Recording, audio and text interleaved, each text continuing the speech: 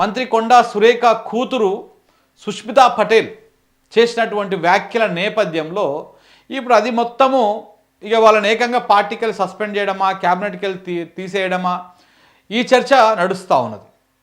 మరి ఇది ఎక్కడికి దారితీస్తుంది? మరి కొండా సురేఖ అయితే ఆమె డైరెక్ట్గా అక్కడ అలాంటి స్టేట్మెంట్ ఇవ్వలే.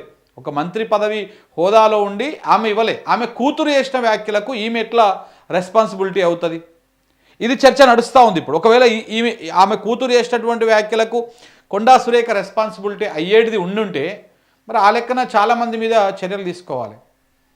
ముఖ్యమంత్రి గారి మీద తీసుకోవాలి చర్యలు. అప్పుడు ముఖ్యమంత్రి పదవికి ఆయన రాజీనామా చేయాల్సినటువంటి అవసరం ఉంటుంది. ఎందుకు అంటే స్వయంగా ముఖ్యమంత్రి గారి మామైనటువంటి పిల్లనిచ్చినటువంటి మామ కూడా ముఖ్యమంత్రి గారి పరిపాలన మీద, ఆయన ప్రభుత్వం మీద విమర్శలు చేసిండు.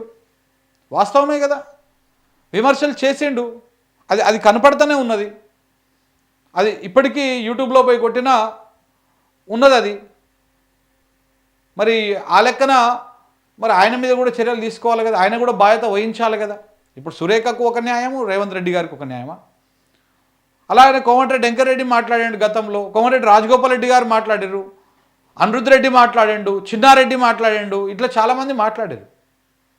వాళ్ళందరి మీద తీసుకుంటారా? వాళ్ళ ఇంటోల్లో వాళ్ళ కుటుంబ సభ్యులు మాట్లాడేస్తే చర్యలు తీసుకుంటారా?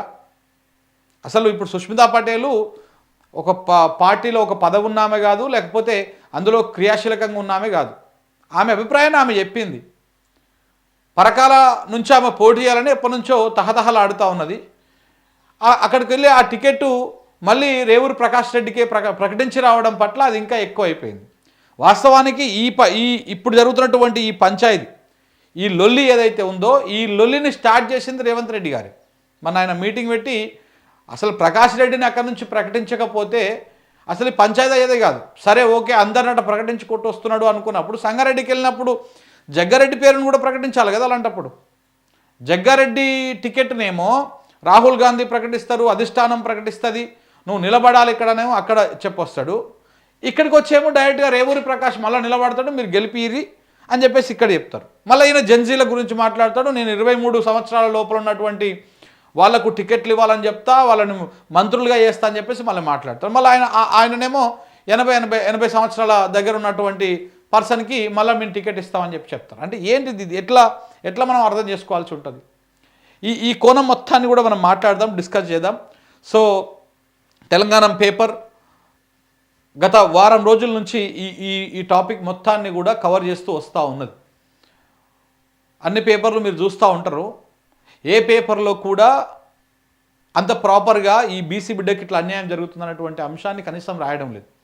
అంటే రెడ్లకు ఒక రకంగా న్యాయం ఉంటుంది, బీసీలకు ఒక రకంగా న్యాయం ఉంటుంది అనేది చాలా స్పష్టంగా అర్థమైపోతుంది ఇక్కడ. అది తీసుకుందాం. దాంతోపాటు మిగతా అంశాలు ఇలా రేవంత్ రెడ్డి గారు 6 గంటలకే వచ్చేసారు. ఇలా 6 o'clockకే హైదరాబాద్లో ల్యాండ్ అయ్యారు, దిగిరు వారు. సో ఆయన ఇక మరి అన్నీ వచ్చిన తర్వాత మాట్లాడతా అని చెప్పేసి ప్రకటించారు కాబట్టి మేబీ ఇవాళ ఆయన ప్రెస్ మీట్ ఉండొచ్చు. ప్రెస్ మీట్ పెట్టి ముందు ఏది అమెరికా టూర్ రద్దు కావడానికి కారణాలు బీజేపీ మీద టార్గెటెడ్గా మేబీ ఆ ప్రెస్ మీట్ ఉండొచ్చు ఇలా సాయంత్రము. బీజేపీ మీద టార్గెటెడ్గా ఉంటుంది. తర్వాత నెక్స్ట్ ఈ పొలిటికల్ రాజకీయం ఏదైతే ఉందో కొండా సురేఖ అంశాన్ని కూడా ఆయన మాట్లాడే అవకాశం ఉంటుంది. మాట్లాడతాడా, మాట్లాడకుండానే బర్తరఫ్ చేస్తారా, ఏం చేస్తారా అనేది చూడాలి.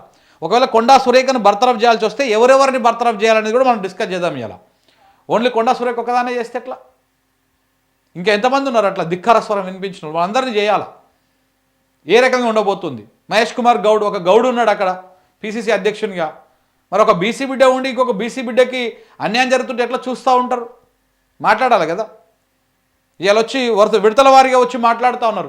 ఎమ్మెల్యేలు మాట్లాడుతున్నారు, విప్పులు మాట్లాడుతున్నారు, నిన్న మంత్రి వాకిడి శ్రీహరి మాట్లాడి, అడ్లూరు లక్ష్మణ్ మాట్లాడుతున్నారు, వరుస పెట్టి మాట్లాడుతూ ఉన్నారు మెల్లమెల్లగా. కానీ మాట్లాడాల్సిన వాళ్ళు మాట్లాడతలేరు.